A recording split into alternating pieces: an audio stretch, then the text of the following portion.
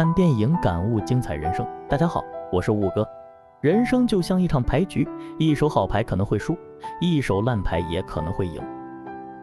主人公比尔患有先天性脑瘫，身体无法站直，走起路来一瘸一拐的，一只手只能永远别在身后，还有些口齿不清，在外人看来，比尔显得古怪诡异。祸不单行的是，比尔还幼年丧父，是母亲含辛茹苦将他抚养长大，仿佛世间所有的不公平全部降临在他身上。可他并不感觉自卑，因为母亲一直都在鼓励他。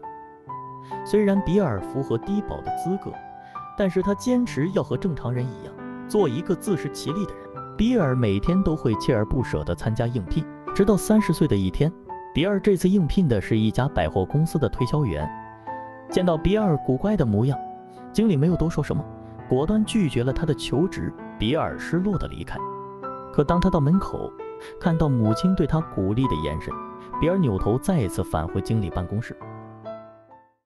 Mr. Hernandez, give me your worst route. Give me the area nobody wants. What have you got to lose? If I can sell it, you're a hero.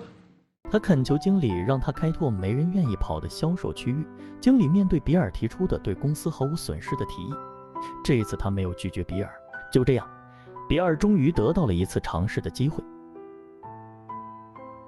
上班的第一天，比尔内心十分紧张，他勇敢地踏上了自食其力的第一步。他来到了一般销售员都不愿意跑的销售地区，这里的情况很糟糕。比尔四处碰壁，刚走进社区，比尔就遇到了因鸡毛蒜皮的小事争吵的两家人，还有一个直接摔门拒绝比尔推销的醉汉，以及一个被他外表吓到的小男孩。一路上磕磕绊绊，最后比尔才遇到一位和善的大姐。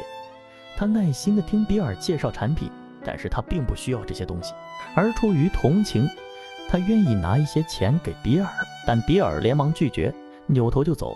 他不需要施舍，他还是坚持要自力更生。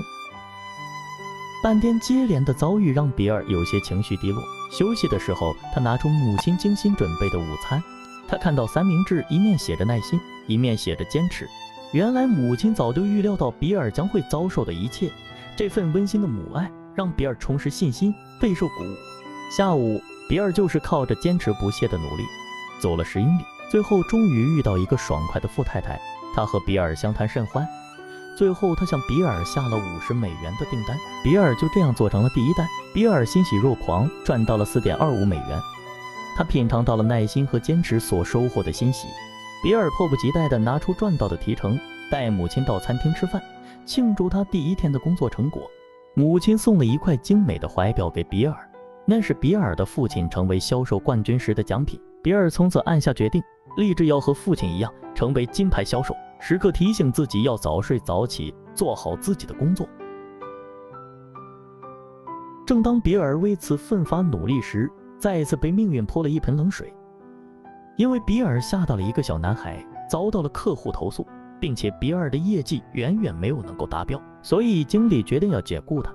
而对于这样的打击，比尔并没有选择逃避和放弃，而是成功的恳求经理再给他一次机会。他直面问题本身，冷静地分析被投诉的原因后，手里带着玩偶来到了小男孩家。比尔敲响了那家的门，小男孩这次被他逗得哈哈大笑。小男孩的母亲见状，连忙热情地招呼比尔进门，最后成功地让小男孩的母亲撤销了对比尔的投诉。从此之后，心思细腻的比尔更加注重那些平常人不会注意到的细节。他通过不断的坚持和耐心的观察，比尔做成一单又一单的生意，并且比尔对待客户就像对待亲朋好友。他知道富太太儿女不在身边，一人独居，所以每次来送货时都会多花些时间和富太太闲聊家常。还有一次，他在客户家里撞见夫妻俩人吵架，闹得不死不休时，比尔会主动去照看客户家中的孩子，避免对孩子造成心理伤害。这些热心之举让比尔获得了客户长期的信任。可就当比尔用力奔跑，事业蒸蒸日上时，命运再次捉弄了他。比尔的母亲被查出患上了老年痴呆，会突然忘记自己要干什么。比尔忙于工作，不得不把母亲送去养老院。从此以后，比尔每天要去养老院探望母亲，但是这样一来，比尔的工作效率就大打折扣，收入也严重下滑，他只能勉强养活自己。但即便如此，当比尔发现养老院对其他病人照顾不周时，果断给母亲换了家更好的养老院。一次，母亲清醒的时候对比尔说 I'm a burden on you. Well, now we're even. 两人相视一笑，母亲将残疾的比尔养育至今，他也会用心照料母亲的余生。多年的工作沉淀让比尔有了自己的固定客户群体，但作为销售员，在长年累月的奔波中，比尔的脊椎更加变形，如果坚持送货，很有可能会造成瘫痪。雪上加霜的是，母亲的疗养费用让他捉襟见肘。医院建议比尔领取残疾人津贴，但要强的比尔却拒绝了。I have a job.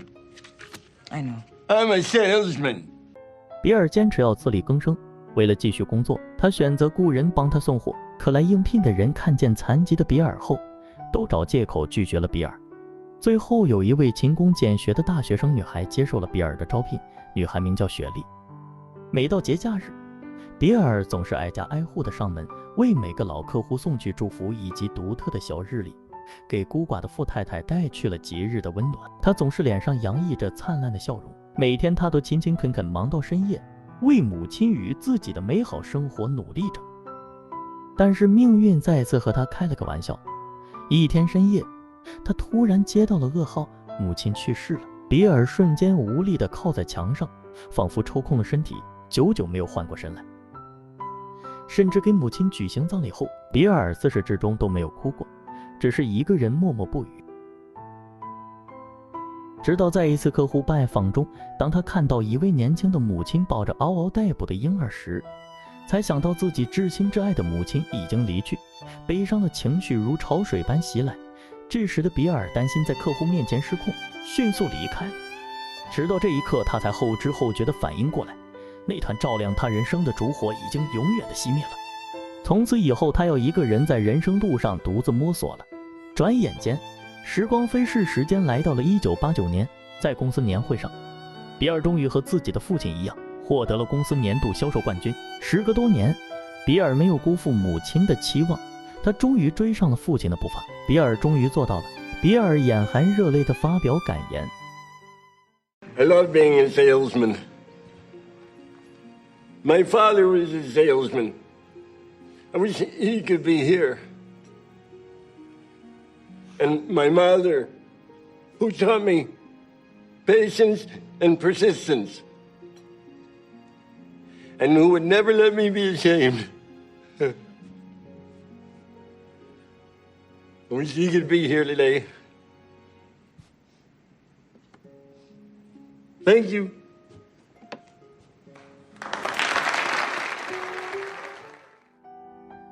获此殊荣，比尔心怀感激。为了回馈客户的支持和信任，比尔给每个客户都准备了礼物。当比尔来到富太太家的时候，他只见到富太太的儿子。原来富太太因酗酒以及服用安眠药过量，前几天已经离世。富太太的儿子打开富太太的房间，里面竟然堆满了比尔销售的日用品。富太太的儿子不明白自己的母亲明明用不到这些，却乐此不疲地疯狂购置。比尔这才回想起和富太太曾经的点点滴滴，比尔为此深受感动，眼里噙着热泪。原来富太太也是他人生的另一团烛火。1996年，比尔的公司不再采用上门拜访进行销售，而是被新时代的电话销售所取代。但是口齿不清的比尔很难用电话和人沟通，所以整个公司只有比尔还在坚持上门拜访。有一次，他准备过马路时，看到了路旁的退休老人，突然思绪如飞，他怀疑自己是不是也老了。就是这时的分神，让比尔出了车祸。所幸的是，最后捡回了一条命，但他的左腿受了重伤，巨额的医药费他根本付不起。雪莉一家人决定帮比尔起诉公交公司，法院肯定会照顾残疾人，但比尔归咎于是自己走神，违反了交通规则，不愿上诉。他宁可自己倾家荡产变卖家产，也不愿连累他人。或许饱受苦难的人才更能理解苦难的滋味吧。可他没有想到买下房子的是雪莉。比尔发现后大发雷霆，觉得雪莉是在可怜自己。雪莉对比尔执着也有些恼火，她批评比尔的固执。An emotional cripple. Normal people help each other, Bill. You're so hung up on your independence. I don't need anybody. Yeah, like that's normal? That doesn't make you normal, Bill. That makes you a freak. 1997年，比尔的公司彻底停止上门推销的业务模式，比尔只能闲赋在家。有一天，当年被比尔吓到的那个小男孩已经当上记者，报纸上刊登了关于比尔的故事，上面写道：比尔是一个纽带，是链接社区的无形纽带，他总是把街坊邻居联系在一起，他总是会给社区的人们带来社区的各种消息。看完报纸，比尔很受触动，为了那些熟悉的老客户，他再一次来到公司，请求总裁让他继续上门推销，可总裁还是让比尔提前退休养老。这一次比尔束手无策了，他心如死灰地坐上了回家的公交车。公交车刚刚启动，总裁又追回了比尔。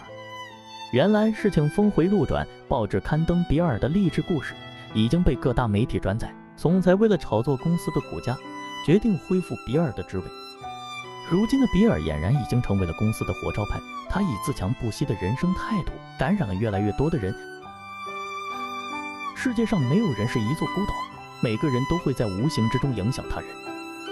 在他苦难的人生里，他走了40年，他得到了很多人的帮助。他终于深刻地明白，有时候帮助并不是一种施舍，接受帮助也并不可耻。比尔来到了雪莉家，请求雪莉帮自己系领带。雪莉欣喜地发现比尔的变化，两人相视一笑。穿戴整齐后，比尔整个人像是焕然一新的一样，回到了社区，再度拜访他的那群老朋友。夕阳迟暮，老比尔依旧在路上挨家挨户传递着他的温暖，享受每一次与顾客相处的美好时光。